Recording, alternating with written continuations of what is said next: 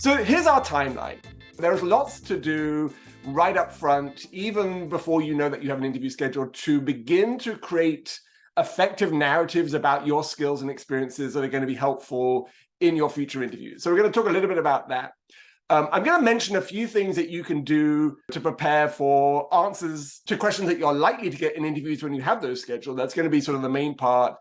A very few best practices for what you can do during an interview. And the only thing that I'll share as an after the interview bit of information is that within 24 hours of your interview, you should send a thank you email to the people that you met with during that interview. And not within like the first 20 minutes of the interview, because that's kind of creepy if you just leave and you say, thank you so much. And then 20 minutes later, you're emailing them again. But within 24 hours, a thank you email, thanking them for their time that might be focused on, the individual bits of information that they shared. So just remember that one as what you can do afterwards. Some of the things that you'll be doing as a consultant will be market research, will be finding content experts. And so when you're preparing for an interview, you can leverage a lot of the same skills to make sure that you are well positioned for that. So some of the things that you can be doing, obviously, is stuff that you've already done already, right? Which is expose yourself to the nature of the role that you're interested in. So we're going to focus on consulting as our primary focus here. Going to not just the websites, not just the general information out there, but a sort of a deep dive into how these organizations talk about themselves through their social media channels, through their LinkedIn profiles, but especially through the videos that they're putting out there about their work and about the people who work at those organizations. Because within these videos, there's a lot of information that you can extract and leverage to integrate as part of your own narrative. So what does that look like? Well, so these are just sort of a few of the sort of big companies out there that have lots of these sort of mini videos out there talking about different aspects of their business, different aspects of the people who work there. And so, this is the McKinsey sort of videos that you can watch. Here are the ones from Bain, for example. Some of them are talking about roles, some of them are talking about projects, some of them are talking about trends in the field. Here are some examples from LEK, right? So all this information is out there for you to use. And it's sort of like free networking, right? It's not you having to reach out to have a conversation with someone. Someone's already done the hard work by having interviews and putting this together. All you're doing is sort of then looking at it and saying, well, what can I leverage from this? Now, to be honest, no one has time to go through all these videos and watch it. And so in our modern day with, our AI support, some of the things that you can do is you can find videos that interest you, look to see if they have a transcript, cut and paste that transcript into something like ChatGPT and say, what are the main themes and takeaways from this video? And begin to sort of extract concepts, language, keywords, that are sort of popping up from these elements here so that you can then say to yourself, well, what can I do with that information? How can I make sure that I have that as part of my own narrative for this, right? So again, this is one of the videos I did, and here's one on Bain. I found the transcript on YouTube. I cut and pasted into ChatGPT, and I sort of said, summarize this for me. No, just from this video here, this transcript, the second one here, having a clear mission and North Star, right? North Star is a sort of a keyword that obviously came from this presentation, but it's sort of language that might be relevant to the way that this organization sees itself and what it does, right? So it's worth sort of reflecting on those types of words. Now, what I would do with that sort of information is then to sort of ask yourself, what are some of the challenges, business or otherwise, that people are reflecting on and identifying in these videos? And how do those challenges intersect with some of the things that you've done or some of the knowledge areas that you have? What are some of the ways that they describe working on projects or with clients? And can you take some of that language and then use it yourself to talk about your own experience in your own project, sort of borrowing their language to talk about your experiences? What do they say that energizes them about their work? Because if someone says to you, why do you want this role? Why do you want this organization? You can sort of align your energy and what makes you passionate with the things that you know already that they are passionate about, then obviously that increases your fit. Now, you shouldn't do that artificially, right? You shouldn't just say it because they say it. But if you do share that, then it's worth bringing that to the forefront. And then ultimately, in this yellow one here, the key is, what are your narratives that are similar to the things that you've been reading and listening to and seeing, right? So how can you pick out stories that you can tell that are likely to resonate with the people in these organizations based on what you've heard them say or people like them say about their experiences, right? So that's some of your market research, is to make sure you're aligning your experiences to the things that you are seeing and hearing from them. The other aspect of consulting roles is finding other content experts out there and reaching out to them and getting that insight directly from the experts, right? So we talked about sort of the more passive version of watching these videos. The more active version is to actually find the people who are out there. Now, I get on the receiving end of this sometimes, right? So I get these emails from LEK sometimes saying, we're currently conducting research on commercial doors, hardware, and access controls. I would like to include you in our discussions based on your background and expertise. Now, this is very poor market research because I don't know anything about doors or have a background in doors. The only doors that I talk about are the doors to opportunity as you explore your different careers out there. So don't be like this person from LEK in terms of reaching out to random people. But the idea is you are doing what this person is trying to do, which is to find content experts and extract from them information that you can gain access to. Now, obviously, in the real world, what that looks like for you is to leverage the networks that you have, the networks through PBG, the networks through Penn as a whole, the networks through your other connections. Hopefully by now, everyone's come across the alumni tool on LinkedIn. So if you're trying to get to this platform, this is where on LinkedIn you can find the 200,000 Penn alumni and current students, and you can narrow it down by employer. You can also narrow it down by sort of job type or job role. So consulting is its own category. And so you can see that there's about 7,000 Penn alumni on LinkedIn or current students who have some intersection with consulting. And you can see some of these organizations jumping out here that you might be interested in.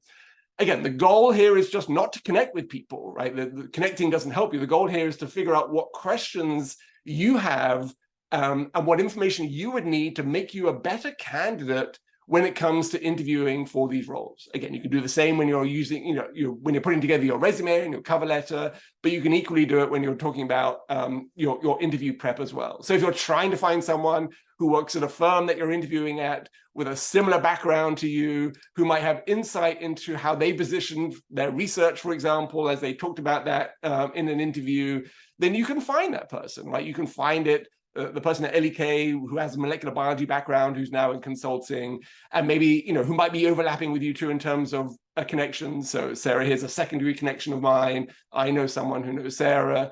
So these are people then who have insights into how they were successful in positioning themselves for those roles. So even before you have an interview, your market research and your networking are going to set you up for success because they'll provide you with a solid foundation of knowledge and information that you can use as you are preparing your own stories, your own narratives for the interview.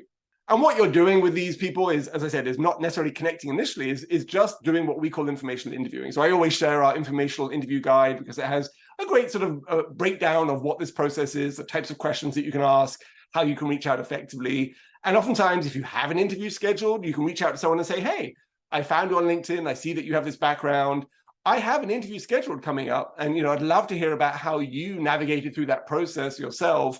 If you feel comfortable chatting with me about your experience, knowing that I do have an interview coming up, I'd love to chat with you. You want to be very upfront about where you are in the process. Sometimes they'll say, no, if you're interviewing, I shouldn't talk to you, or whatever that might be. Or maybe they're the person who's going to be interviewing you, right? So it's always good to be upfront about that. But these are great opportunities to get answers to questions that you may not otherwise find in your own sort of passive research and market research that's out there.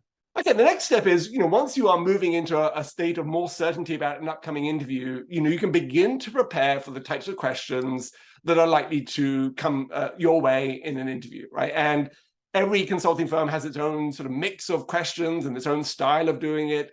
There are going to be case interview elements to it. We're not going to cover those today. We're going to focus on the behavioral side, but there will always be general questions about you and your skills, right? Those behavioral-based questions are always going to come up as part of that process. So it's worth investing time in these questions that you know with some certainty are going to come up so that you can have very solid answers without having to think about those. So these who are you and why do you want this job questions, I sort of boil them down into 5 key questions you're likely to get asked in every interview, consulting and beyond, that you should feel very comfortable with. Who are you? Tell me about yourself.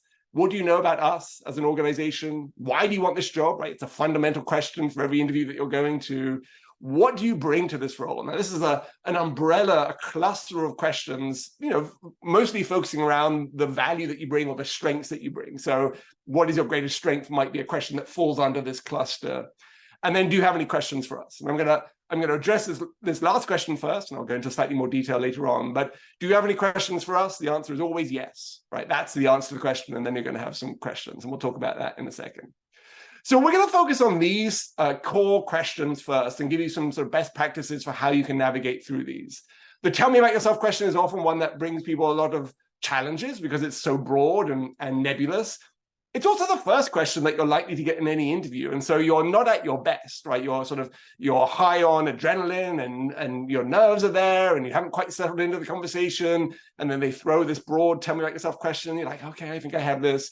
But, no matter how much you've thought about it, it's going to come across not as confident as the rest of the interview. But you can sort of maximize your likelihood of this coming across confidently in a couple of ways. So first of all, let's put it into context, right? This usually happens after, if it's an in-person interview, they'll be like, great, did you find us okay? How was your travel? And you'll be like, yeah, it's great. I had a great time. And then, they're going to jump into your interview question and they start off with, why don't you just start off by telling us about yourself? Don't expect or assume that the interviewer has studied your resume moments before the interview, right? They may have looked at it closely, but they may have also looked at it 4 weeks ago and not since, or they may have come straight from another meeting. So it is your opportunity to reorient them to the reason why they want to interview in the first place by sort of giving them a nice overview of the value that you're bringing. Because it's the first question, it also sets the stage for the rest of the interview. And so if you start off your answer in a somewhat sort of rushed or confused state, that's how the interviewer may sort of perceive you or begin to identify you for the rest of the interview. So certainly you can start off in a somewhat, it's not going to be perfect and that's perfectly fine. But if you're unstructured and your answer isn't sort of cohesive, that's not going to set the stage for a solid foundation for your other answers. So you do want to make sure you've invested in that. And, the final thing to bear in mind is, and sort of as we get to this next slide is key, you can't cover everything in sort of 1 to 2 minutes, right? So you are highlighting some of the key areas that you're likely to expand on in the rest of the interview, but you are hitting those key points that are signposts for the things that you're going to expand on in the rest of the questions. Now, when I do mock interviews with people, sometimes I know that someone has created a nice script for themselves. I used to love scripts for interview questions. I spent a lot of time memorizing those types of things, but in the world that around us, it's really hard to sort of create these memorized scripts. And it also sounds like people have rehearsed it so many times when they're sort of memorized it. And you don't want to come across sounding sort of robotic or unthoughtful, right? So the best thing to do is not have a script, but to have a sort of a roadmap of things that you want to touch on and navigate through that. And I'll give you some hints on that in a second. Restating your name, obviously they probably know who you are because they have you on your schedule. But if you want people to make sure that they get your name correct and pronounce it correctly, it's a great way of starting that off so that everyone's on the same page with that. The challenge that people face then is that, where do you start with this question? What can you do when it's so nebulous and out there? And so my suggestion is actually, you can take ownership of this question, right? Someone says to you, tell me about yourself, and you can say, I'd love to. Let me give you a quick overview about how my experience speaks to this role. What this does is it helps you define the parameters to this question, right? You've now given it structure to allow you to focus on the things that you want to talk about without having to worry about the bigger world of you and the concept of you outside of that boundary, right? You're saying, here are the things I'm going to tell you about because you've taken ownership of that. And here's another example, right? Tell me about yourself. And it's like, sure, let me start off by telling you about some of the projects at Penn that I've been working on that I think are really relevant to this role, that I'm really excited about, that really speak to this. And that's perfectly fine, right? You can take ownership of this question. You're going to share the same information anyway, right? Because these are the key points that you want to get across. But sometimes this gives people a lot of confidence about navigating through this question because now they know exactly what their answer is because they've defined the nature of that answer. From a broader perspective, we can sort of break down an answer to this question into sort of 4 main sections. This is my suggestions, right? There's no one way to do any of these things, but let me sort of walk you through how I might sort of give advice on answering the tell me about yourself question. The first is to pick a theme that makes you make sense and that makes your experience make sense, because then when you walk through your experience, you can leverage that theme to make things make sense, to make things connect together in a cohesive way so that they feel like they are relevant to the role that you're applying to, right? So that's sort of the key element. The theme helps you navigate through your experience. The other critical part is that it's a 2-part answer, right? It's here's what I bring to the role and here's who I am. And then you want to end this question by saying, and that's why, I'm a good fit for this role. So you're going to touch on 2 elements here. You can't just say, here's who I am and leave it at that. You really do want to have a future focus ending to that. So let's walk through what that might look like. So from a theme perspective, when I ask this question in a mock interview, oftentimes the first thing that people say is, I'm a graduate student. I'm a PhD student. I'm a master's student, right? And it's an accurate statement, but it's also a point in time statement. You're not always going to be a master's student. You're not always going to be a PhD student, right? You are going to be a professional with a master's or with a PhD, but being a master's student doesn't define you. It doesn't define the value that you bring. It's just where you are right now in the process. So a theme expands on that and integrates you and your skills and your elements into that process, right? And so a theme might be, for me, I always leverage an element of creativity in the things that I do, right? That's my theme. And then as I look back through my experience, I can show how creativity has played a role in everything I've done, regardless of how diverse those experiences are. Now, your theme obviously should in some way overlap with the type of role that you are applying to, right? It should feel like it's a good fit, but it doesn't have to be an exact fit. You don't have to say, well, I've always been a consultant at heart, right? Because that's it's too much. It's too customized and then too sort of slightly lacking in authenticity. But it's worth contemplating what values and what skills and what experiences you want to come to life as part of that theme. Then, when that theme has been identified, then you can say, as an undergraduate, this happened to me when I did this.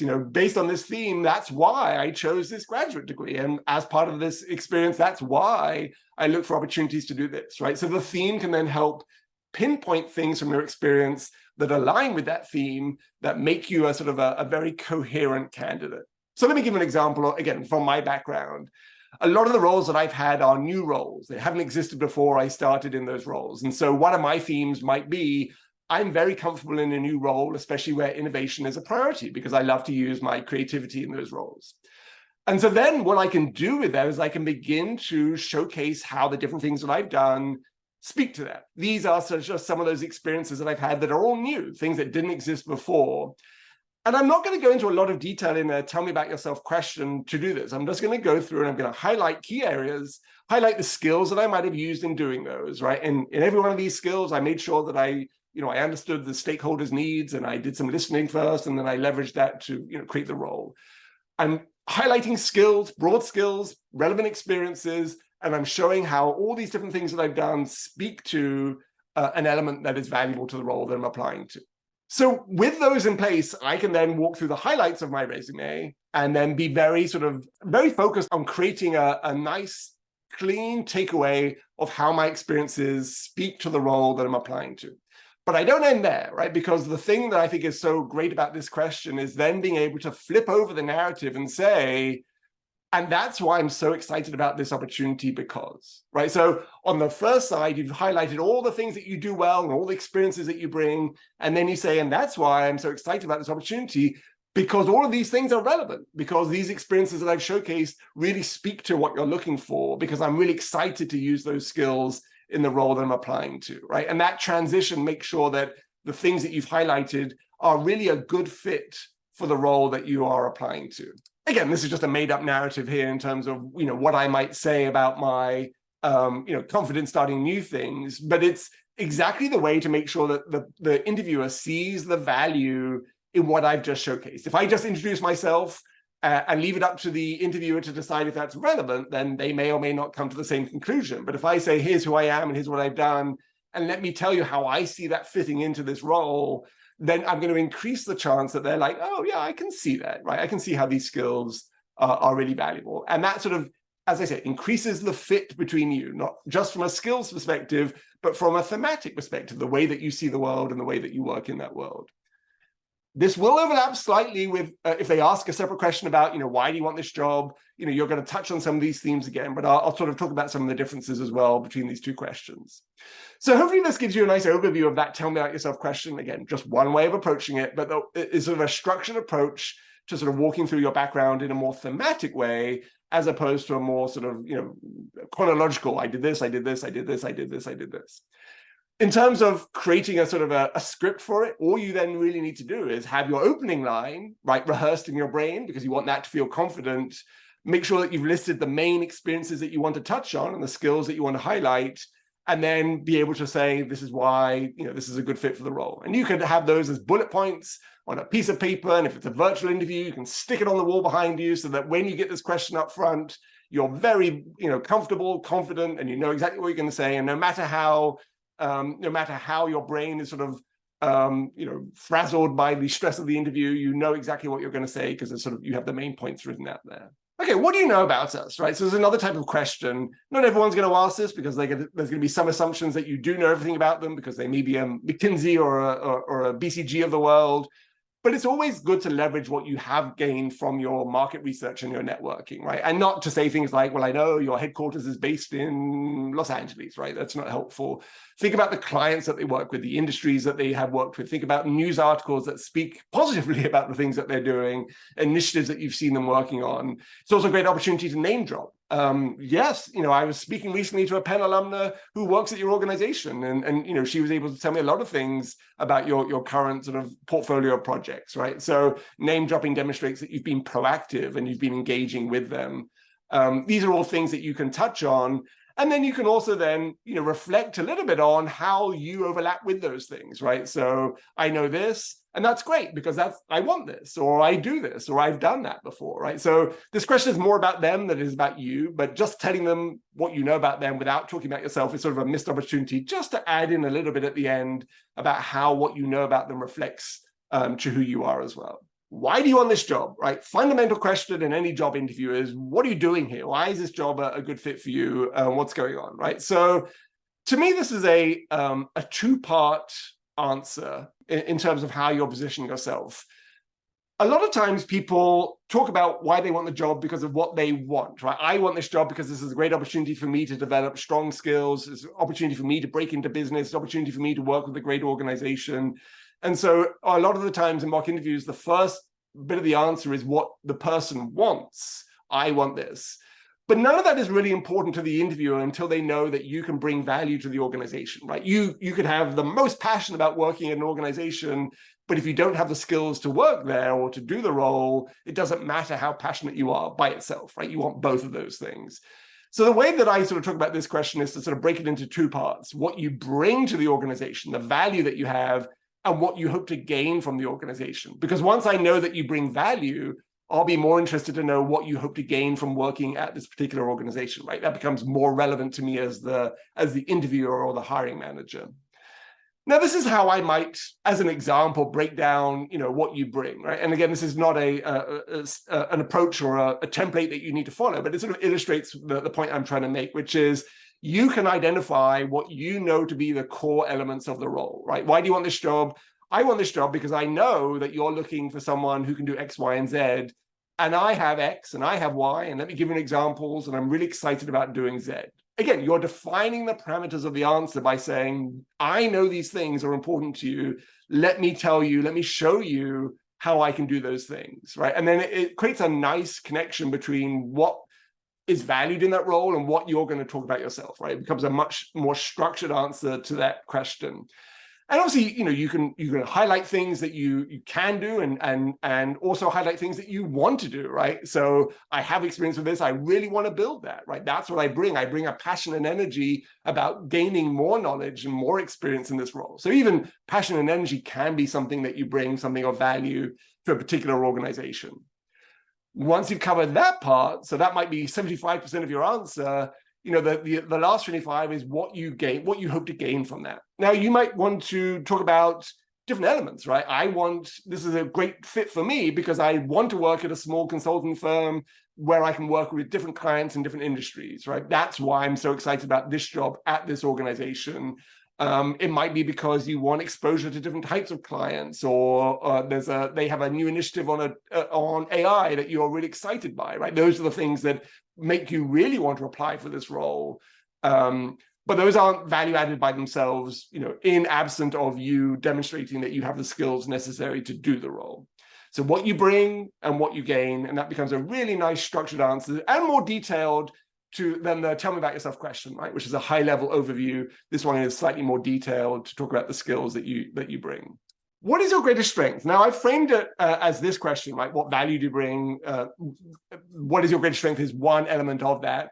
because it nicely illustrates, I think, the behavioral-based questions that you're going to be leveraging for most of these interviews that you're going on. When I ask this question, what is your greatest strength in a mock interview, I guarantee the answer that I normally get starts off with, well, I think my greatest strength is, right? And it's a really sort of, it downplays all the things that you want to bring to this organization, right? I think is not a very strong way of talking about your greatest strength. And when I ask people what their greatest weakness is, they're like, oh, let me tell you about all the weaknesses I have. And they sort of, they verbally, create a list of 5 things immediately, because that's how we see the world. So it's always important to sort of, pause before you give your greatest strength answer if that comes across, so that you come across confidently. And there are 3 steps that I would normally sort of recommend to answer this type of question. Obviously, you have to state it. My greatest strength for this role would be X, right? Because greatest strengths don't exist, and you don't have one singular strength, but you can certainly have a strength that is relevant to a particular role.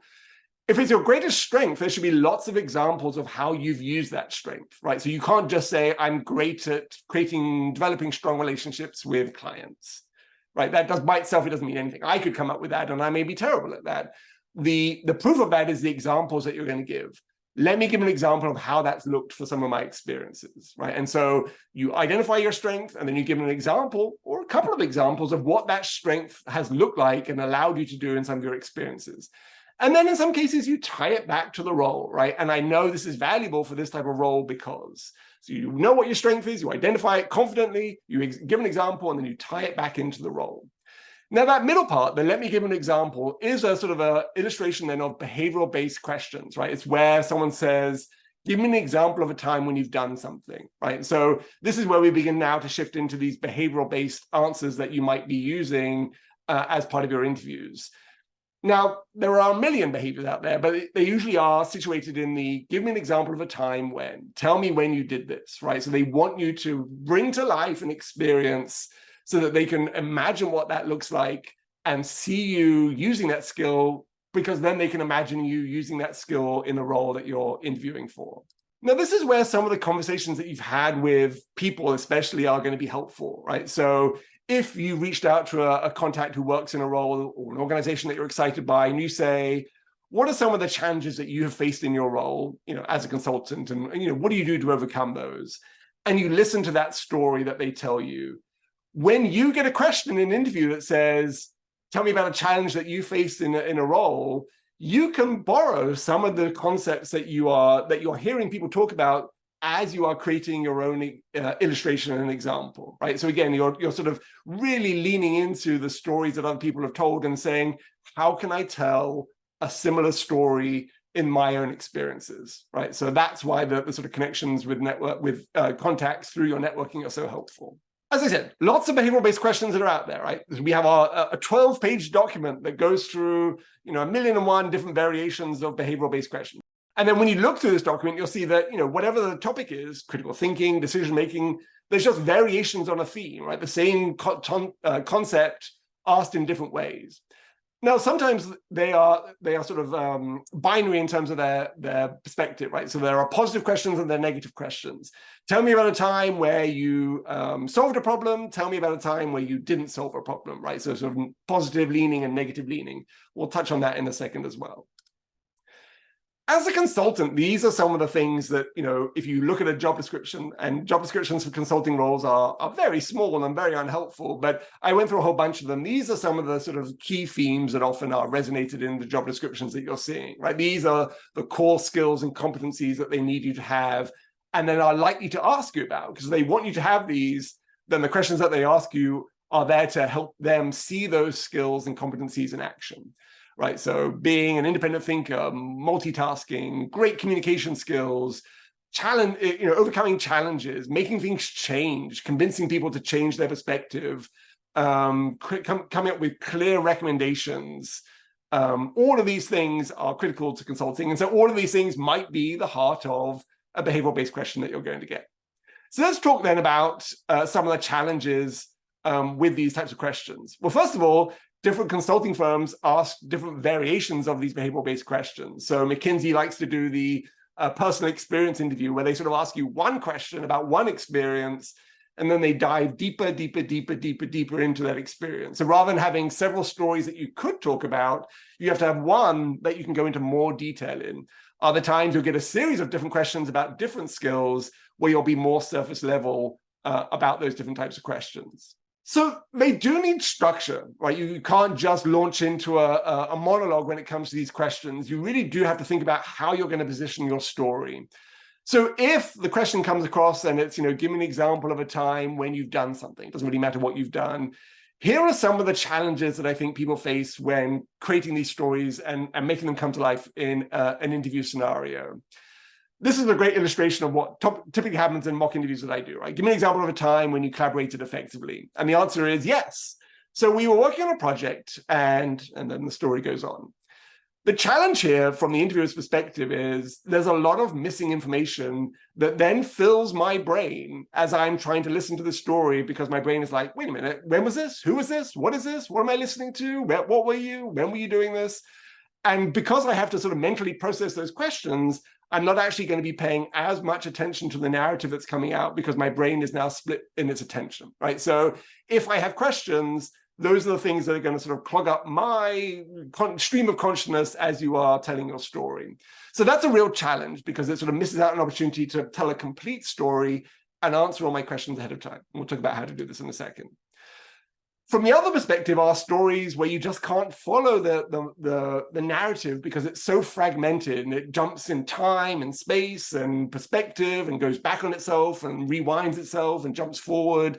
And it's sort of very unstructured, right? And so that's hard to follow too. So you want to make sure that you know where you're going and what this story is. And there's a way to prepare for that as well.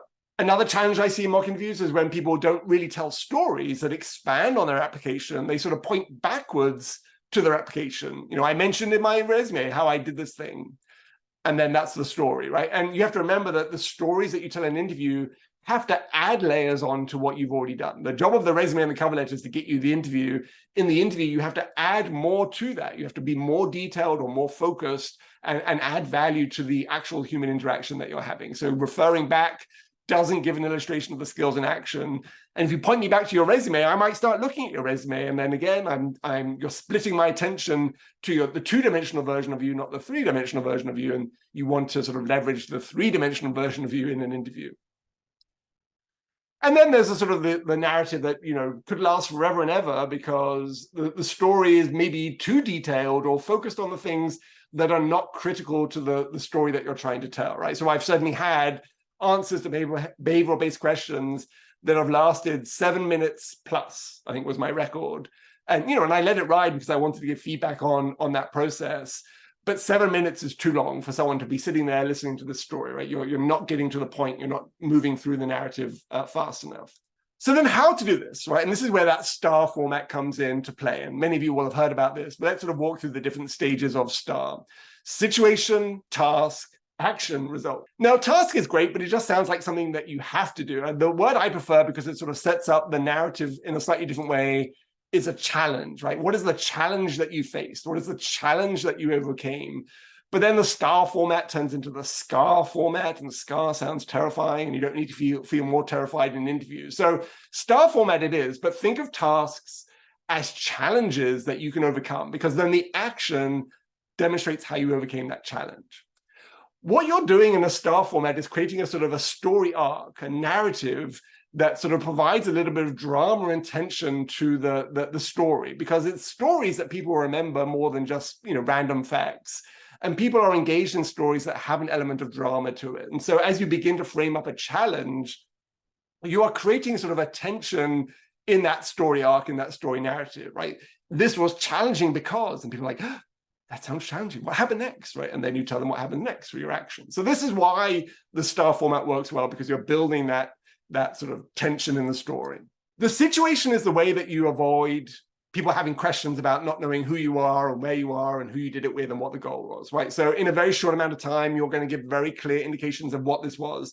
6 months ago, I was working as part of a consulting project with 3 other students from 3 different disciplines where we were trying to address the market impact of a new micro injection drug or whatever it is, right? So that provides all of the context that I need to allow me to then focus on the story that you're creating. The situation is the sort of the smallest part, but the most important part, because without that, I'm left with a lot of questions.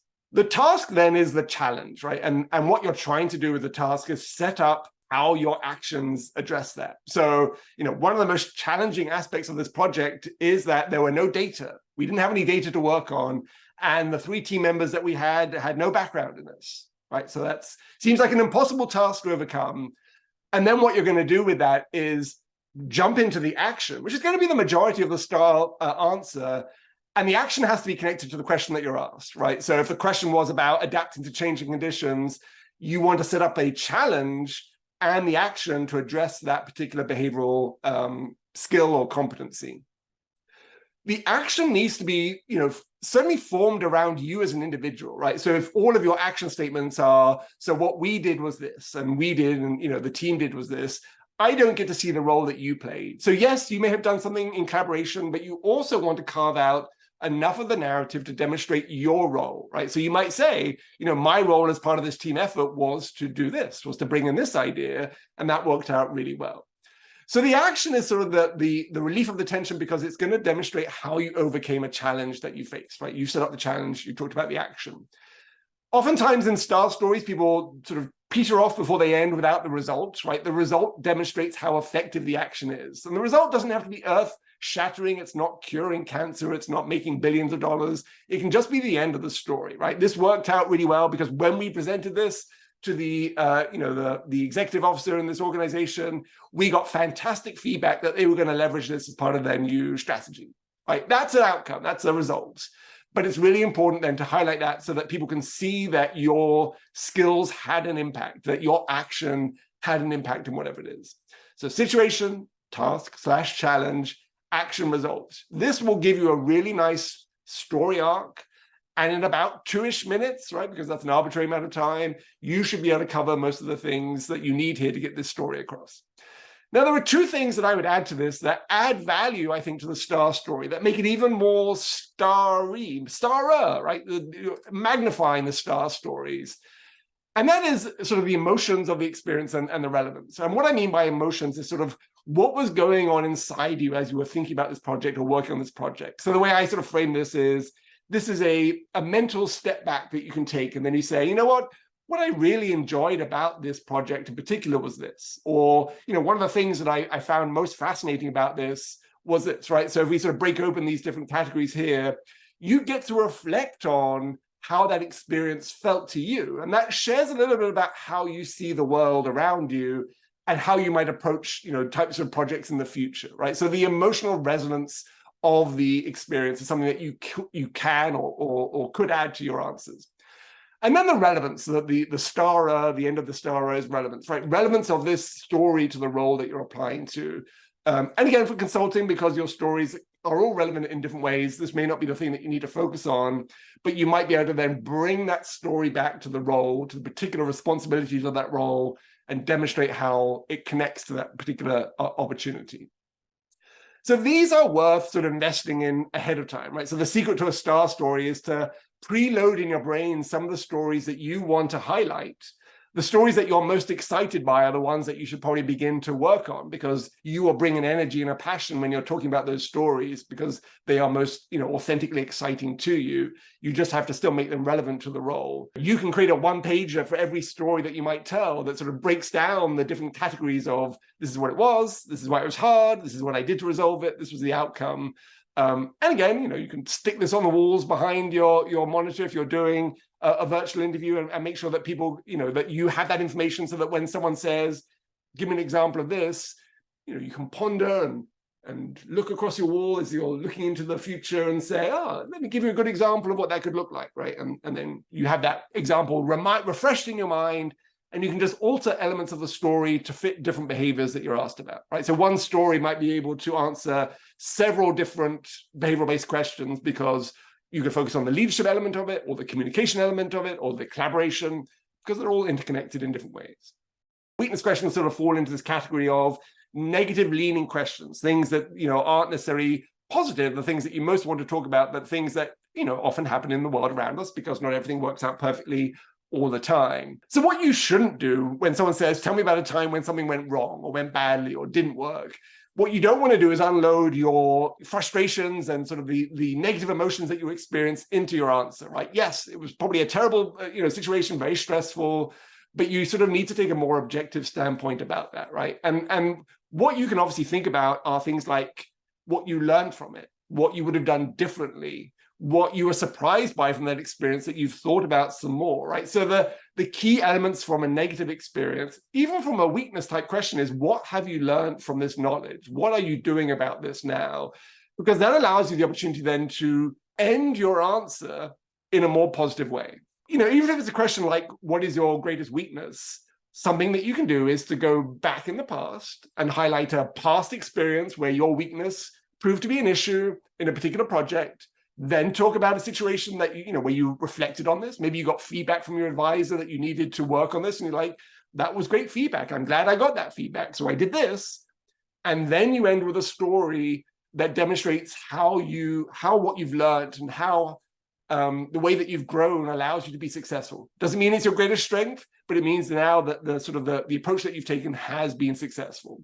So whether it's a negative interaction with someone or a teamwork project that didn't go well, go back, tell a small story about it that highlights, the reality of that situation in an objective way, focus more on what you learned about it and how that experience really added value to your professional perspective, and then end on an example that demonstrates how you've used that knowledge in a more recent project. This is a great way of making sure that you are separating yourself in time from a weakness question, right? So even if the question is, what is your greatest weakness?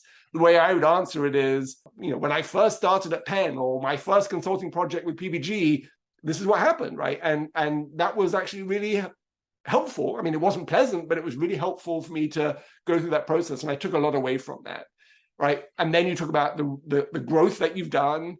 And then you talk about how you've leveraged that in a project moving forward, right? So these are all ways to make sure that you both answer the negative leading question, but don't dwell on it, and you leave the interviewer with a positive experience in mind based on what you've learned from that. I have a few videos out on the YouTube channel already about some of these topics. Some of them are mine, some of them from my colleagues. But if you want to sort of go into slightly more detail, this is one that talks about what I've just mentioned in terms of addressing things that went wrong. I talked about, do you have any questions for us right at the beginning? The answer is always yes.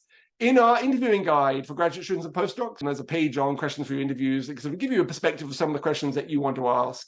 They're often questions that help people imagine you in the role. Tell me more about the clients I'll be working with in this role, or what types of collaborations does the person in this role tend to form within the organization, right? Things that help them imagine you in that role, because these are the questions that are additive to all the skills and experiences that you've highlighted in the rest of the interview, right? So now you're really sort of trying to help them see that you understand the nature of it and that you're excited by those types of opportunities. A couple of tips then for during the interview itself. It's hard for anyone to fix ums and ahs in an interview, right? So if someone says, I want to avoid saying that, in the stress of an interview, it's not worth spending your mental energy trying to eliminate that, right? The thing to do is to feel very confident that you have answers to questions, and that will, in time, eliminate some of those ums and ahs, right? And again, the I think statement suggests that you don't know, whereas really in interviews, you should know about yourself.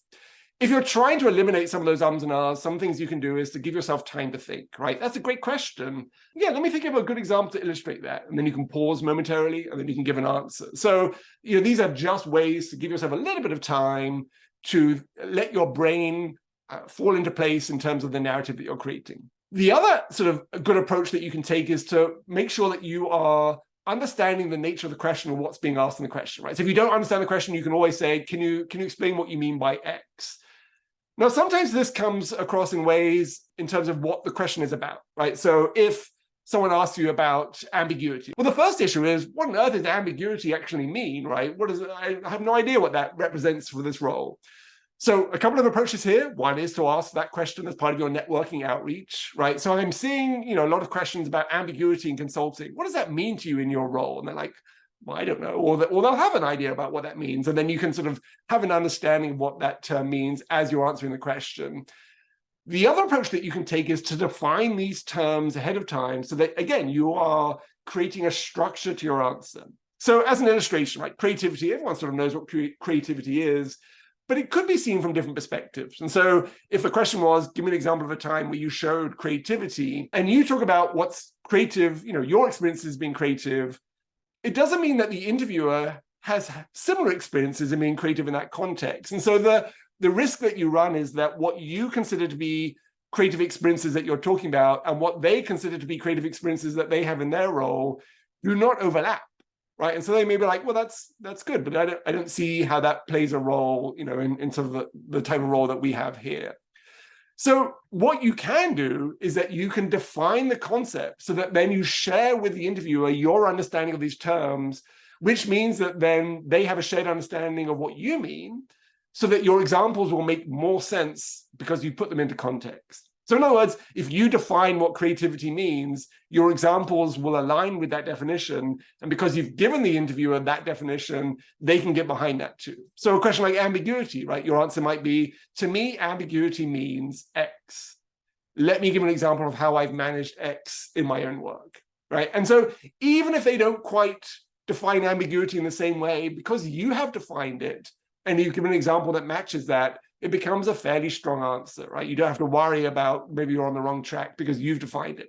Now, obviously, if you understand ambiguity in the sense of what that looks like in the world of consulting, you're going to have a better example anyway. But defining terms gives you time to think. Then as you are defining that term, your brain is working in the background saying, here's some examples that I can use to illustrate that. A few resources to end up with. Big Interview, hopefully you've played around with this. We have a video on making the most of Big Interview here, but this is one of the resources that I've shared. They have a video curriculum on answering a lot of these questions. So they tell me about yourself question, weakness questions, strengths questions, watch the videos, and then practice the answers in the sort of the mock interviews you can set up for yourself, right? So you can set up these predefined interview question sets, record your answer, play it back to yourself, send it to someone that you like and get them to give you critiques on that. All of that can be done within Big Interview. On the Career Services website, Learn How to Interview is one of our categories. We've grouped together resources on that page that allow you to sort of get a perspective of that. One of the resources mentioned on that page will be the Guide to Interviewing for Graduate Students and Postdocs. So that's a great easy read guide that sort of covers a lot of what I've said today. Our 2 online platforms have interviewing prep resources on them. So Beyond Graduate School, specifically designed for master's students, has a whole section around preparing for your interview and giving a good interview, right? Preparing your STAR statements on the right-hand side, how to answer common interview questions. So make sure that you take a look at those resources. The PhD Career Training Platform has resources targeted towards PhDs and postdocs.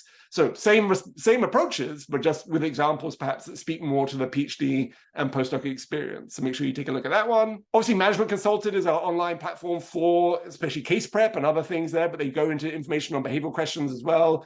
We have Exponent if you're applying for tech interviews. Exponent is another interview prep platform. I didn't provide a link here, but if you look for that on our website, you'll find that. It will be under the Learn How to Interview page on our website. You all have access to LinkedIn Learning if you're a current student or a postdoc, so take advantage of those courses there to help you answer some of these questions.